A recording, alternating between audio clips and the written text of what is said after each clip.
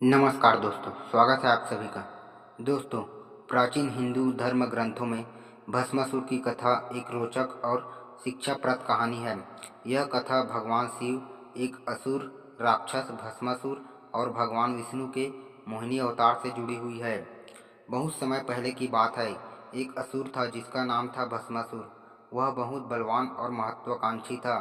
उसने सोचा कि अगर उसे ऐसी शक्ति मिल जाए जिससे वह किसी को भी भस्म कर सके तो वह अमर और अजेय हो जाएगा। भस्मासुर ने भगवान शिव को प्रसन्न करने के लिए घोर तपस्या की। वह कठिन साधना करता रहा और अंततः भगवान शिव उसकी भक्ति से प्रसन्न हो गए। शिव ने भस्मासुर को दर्शन देकर कहा, वत्स, मैं तुम्हारी तपस्या से प्रसन्न हूँ, जो चाहो वर मांगो।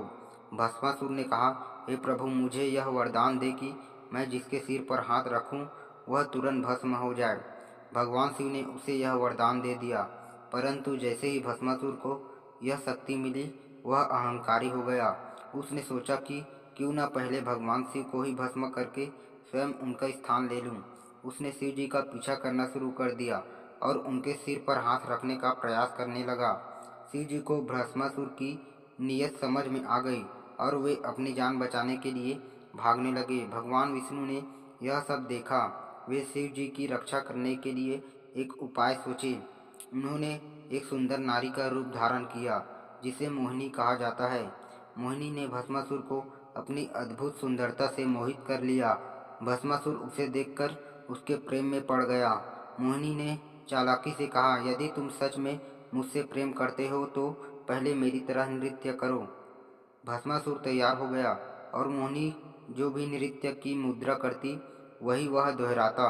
मोहिनी ने धीरे धीरे उसे ऐसे नृत्य में उलझा दिया कि अंत में उसने अपने ही सिर पर हाथ रख लिया। वरदान के अनुसार वह तुरंत भस्म हो गया।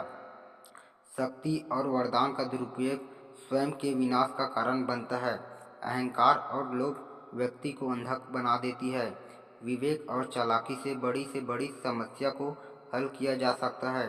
भगवान शिव और विष्णु की लीलाएं भक्तों की रक्षा हेतु होती है।